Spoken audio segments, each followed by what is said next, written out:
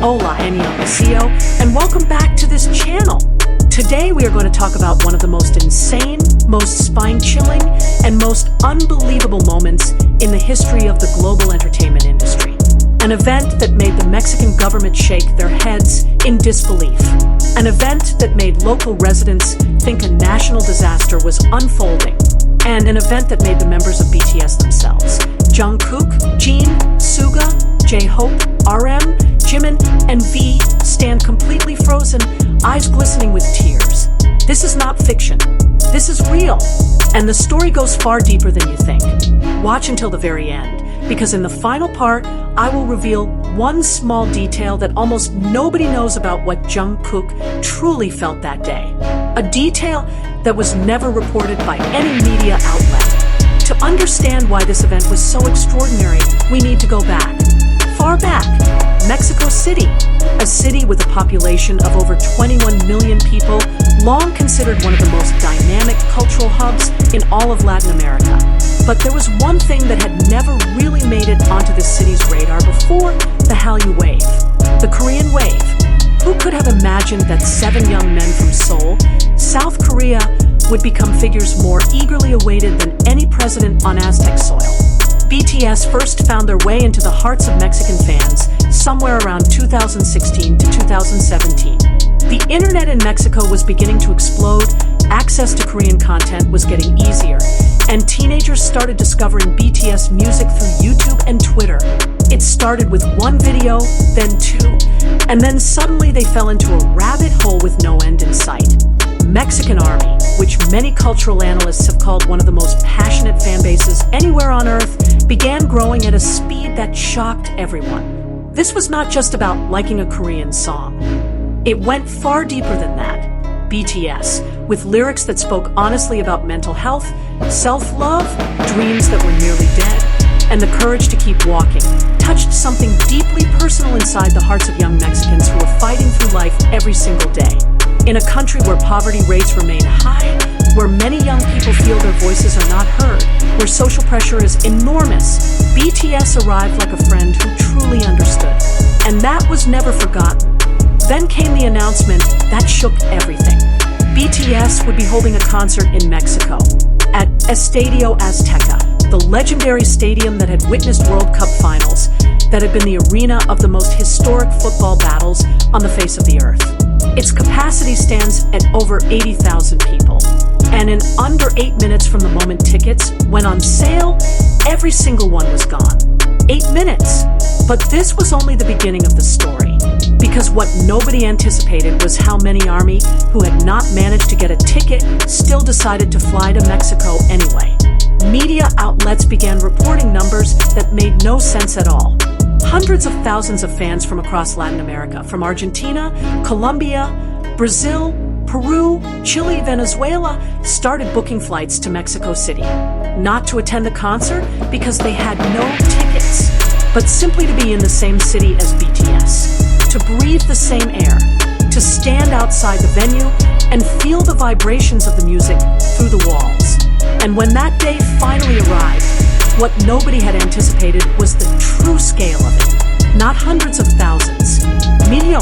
The Mexico City government had prepared extra security measures. They knew this was going to be big. They underestimated how big.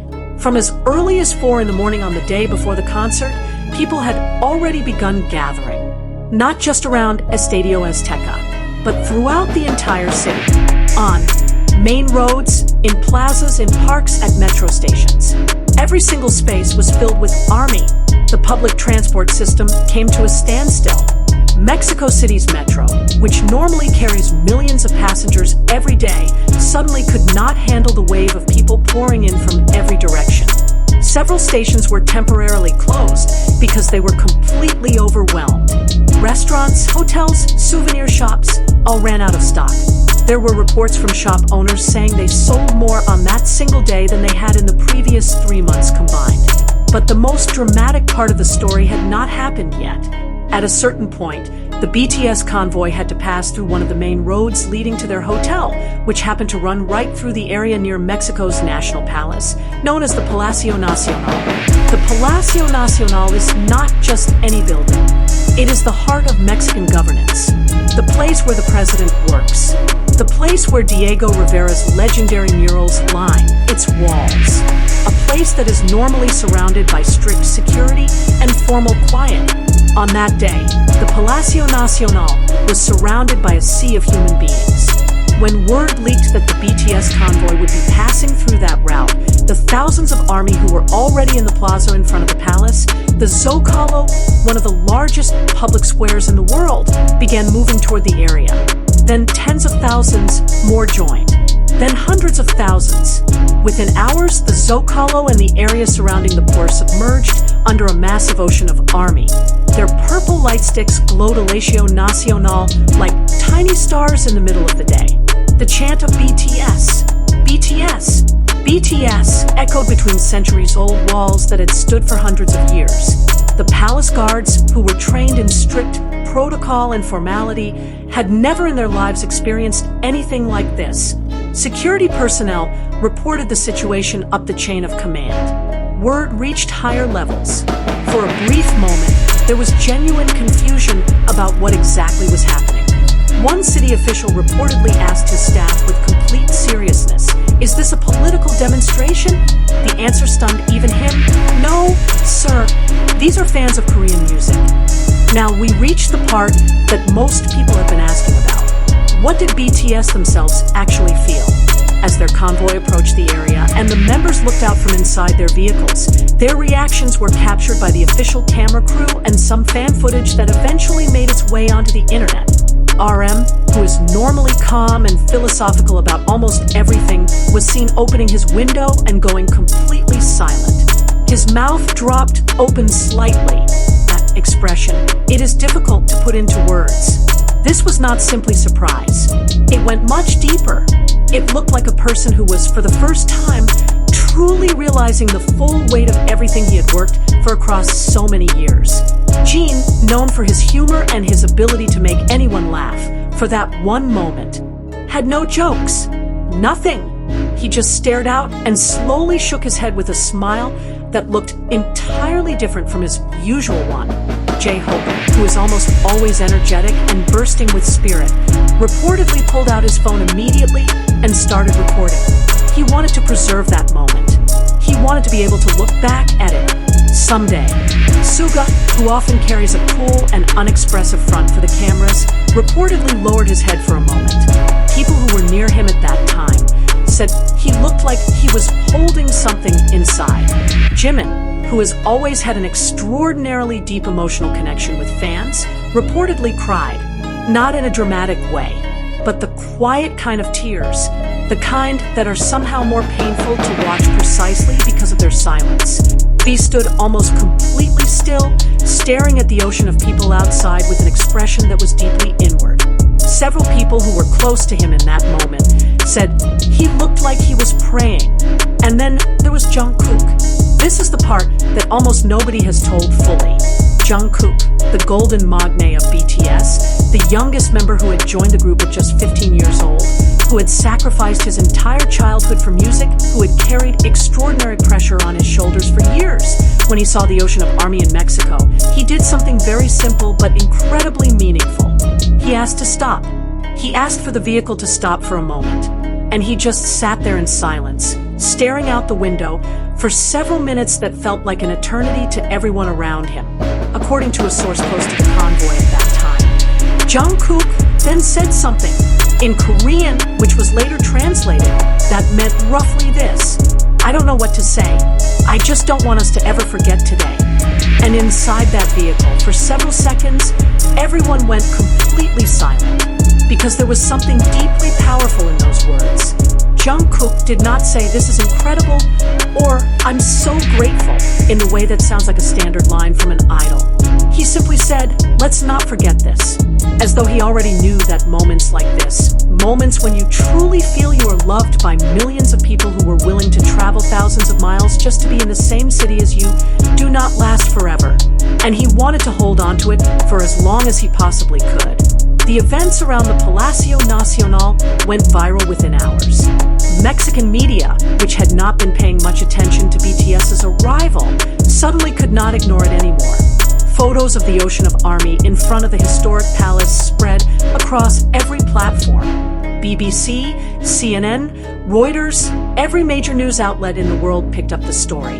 The Mexican government, which had initially been slightly overwhelmed by the situation, eventually issued an official statement praising the extraordinary enthusiasm of the fans and calling the BTS visit a historic moment for tourism and cultural exchange between Mexico and South Korea.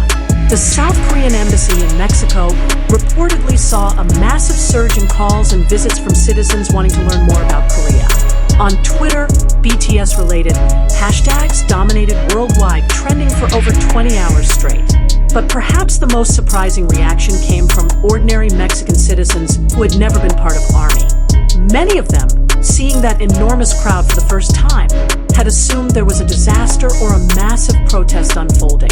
But when they realized this was a music fan base, fans who had come in complete peace, with smiles, with colorful light sticks, many of them were moved in ways they did not expect. A taco shop owner near the Zocalo was interviewed by a local television station and said, with complete simplicity, "I don't know who BTS is, but I know that people who love something this much must love something truly extraordinary." And that quote somehow became one of the most widely shared moments from everything that happened that day. So what is it that we can actually take from all of this? On the surface, this is a story about extraordinary popularity, about a fandom unlike any other in the world, about the power of Korean culture that has now crossed every geographical and language barrier imaginable. But underneath the surface, there is something far more important. Those millions of people did not gather in front of the Palacio Nacional simply because they liked a catchy song. They gathered because for years, these 7 men had spoken honestly to them about pain, about doubt, about nights when everything felt pointless, and about how you still have to get back up the next morning. Mexican ARMY did not just admire BTS. They felt that BTS understood them in ways that even the people closest to them sometimes could not. And BTS, Jungkook in particular, in that vehicle on that day, seemed to understand the weight of that trust. Not as idols placed on pedestals to be worshipped, but as ordinary human beings who knew they were carrying something far greater than music. And that is the full story of the day. Millions of ARMY surrounded Mexico's palace and left Jungkook, the golden magne who had already stood on thousands of stages under millions of lights, sitting in silence, asking everyone around him, "Please, let's not forget today." If this story touched you in any way, don't forget to like and subscribe. That's how you tell the algorithm that content like this deserves to be seen by more people. Drop in the comments, what is the BTS moment you remember most? Even to this day, see you in the next